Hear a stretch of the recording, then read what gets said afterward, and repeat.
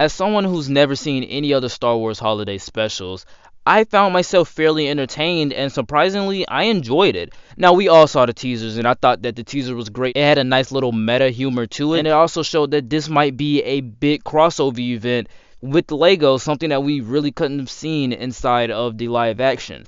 And we got half of that. It's not bad. It's certainly enjoyable, and I'm pretty sure that little kids will definitely be entertained by it. But obviously, I'm a little bit older, and as a Lego fan myself, I just find this not meeting the expectations as I would have loved. But I still think that I had a pretty fun time with this special. The special itself is written in a way that makes it amusing to 6-year-olds, but also die-hard Star Wars fans and also Lego fans in general. So please know that everything that I will say in this video is just my very own opinion, and you're free to comment down below what did you think of the Lego Star Wars Holiday Special. Like, comment, and subscribe, and without further ado, let's get into my review. For Rey, adventure called, and she thought it would be fast. Wow. But there she found a key to the galaxy's past. Sorry! Oh, Master Luke, what are you doing? Like I said, I really enjoyed this special, so let's just move right into the good.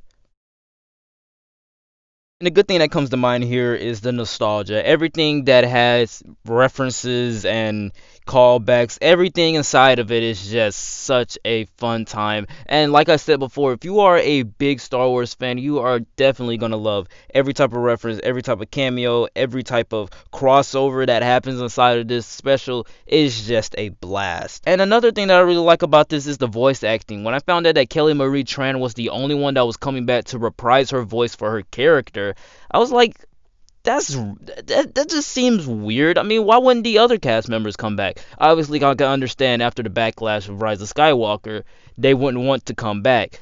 But I still think that the voice acting here worked. I mean, Finn, he was alright with the lines that he was given. And we also have Rey, which is the big standout here. And I just feel like her overall voice actor, she did a great job with what she was given for Rey.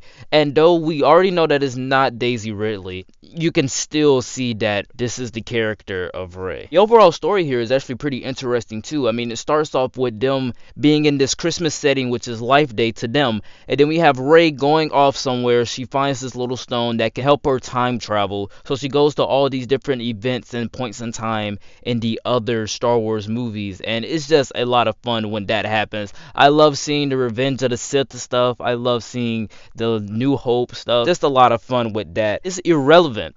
I love the fact that it makes fun of itself a lot. It's not taking itself too serious, and I think that's one of the things that makes it stand out from The Rise of Skywalker. This special takes place right after The Rise of Skywalker, so I feel like just having them making fun of it, I think that was just a great move for them to do. And this special also makes Rey a little bit more likable. There are a few bads about Rey, but I do think that I really liked what they did with Rey inside of the special, and actually gives her more of an arc. The Darth Vader and Palpatine stuff, they're kind of the main villains of this entire special. They're the obstacle in Rey's way of getting back home when she gets lost in time or something like that. Palpatine is funny like he always is in these Lego specials or like these Lego episodes. And Darth Vader, he was a nice little treat. He did kind of feel a little bit sucky though, but overall I really enjoyed it. Kids will definitely love it, and they would definitely love the Christmas settings. But I feel like older generations wouldn't really enjoy it as much as the younger generation would, or like a diehard Star Wars fan, or even just a Star Wars fan in general, or even just a Lego fan in general. This overall holiday special did its job perfectly well with just entertaining. But there are a few mixed aspects here, so let's move into the mixed. And the mixed thing that comes to mind here is that Rey is still the most powerful character here. Why does Rey feel like the most powerful character in Star Wars all of a sudden? I mean, she can literally defeat Darth Vader by herself. How can you defeat Darth Vader by yourself? You know what's also pretty weird? How she held her own against Palpatine when Luke Skywalker, the more experienced Jedi Luke Skywalker, couldn't even hold his own against Palpatine. That's just mind-blowing to me why they would even put that inside of the special. But there is a point where she loses a fight, and it makes out to be a really great motivation for her character. And I think another mixed thing here is that it doesn't really feel like Christmas. And when they say Life Day, I know it's their version of Christmas, but I see the Christmas decorations, I see the Christmas lights, I see the Christmas trees. I just don't feel myself in this Christmas spirit because they spend most of their time traveling, going to the Death Star. I don't feel like this works as a Christmas special. It just works more of a Lego crossover. The animation here is not the best. I've seen better animation for holiday specials or even for Lego specials themselves. And I think that the new animation studio that they have for even Ninjago or like even for this one, I just think that they don't do a really good job of with the animation. They just seem more brick-like than they should actually be. But I do like something with the animation is that when you're looking at the Lego, you can actually see the little stubbles and like the little tear and wear of themselves. So you can actually see that these are kind of minifigures that's been through a lot. So I really like that. But also another mixed thing here, the teaser shows that this is a big Christmas crossover special, and essentially that's not what it is. There are some crossovery moments like The Mandalorian or like the Clone Wars or like Anakin versus Obi-Wan meeting two other Obi-Wans. There are a lot of crossover moments, and even with the Force Awakens Han Solo meeting the Return of the Jedi Han Solo, yes, there are fun crossover moments that make you go, yes! But it's just not as big as you would like it. And also, I just really wish that they would have gave Luke a better redemption inside of this. Now, I'm going to get into some spoilers of the special, so leave now. And 3, 2, 1.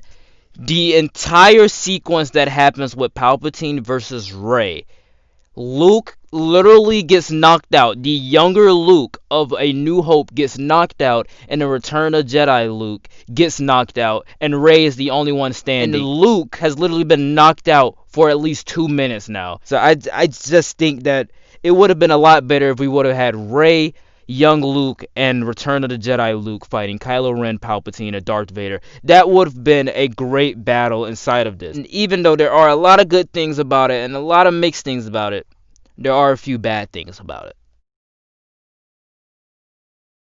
And the bad thing that comes to mind here is that the other team has literally nothing to do. I found the race stuff to be more interesting than anything else inside of this special. The Life Day stuff with them inviting Chewbacca's family, having a nice little homage to the original Star Wars holiday special, and even with, all of the different characters coming inside of the Millennium Falcon, it just seems like that stuff was just unimportant, while the race stuff just caught my attention a little bit more. They decorated a Falcon, invited people to the party, but I just did not find this plot line to be as great as they was trying to make it out to be, and I just found this plot line to slow down the entire special. And despite giving Finn actually something to do and something to strive towards, they only do it to benefit Rey's character. And though it does benefit Rey's character greatly, I just think that, come on, we could have gave Finn a little bit more something after what they did with him inside of the sequel trilogy.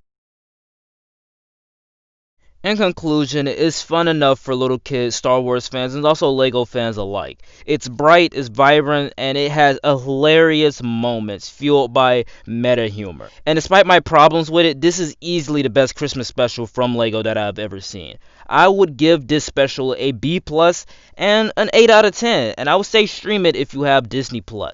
Alright guys, that was it for the review. Please know that everything that I did say in this video was just my very own opinion. You are free to comment down below. What did you think of the Lego Star Wars Holiday Special that streamed on Disney+? Like, comment, and subscribe, and I will see you guys next time. Peace.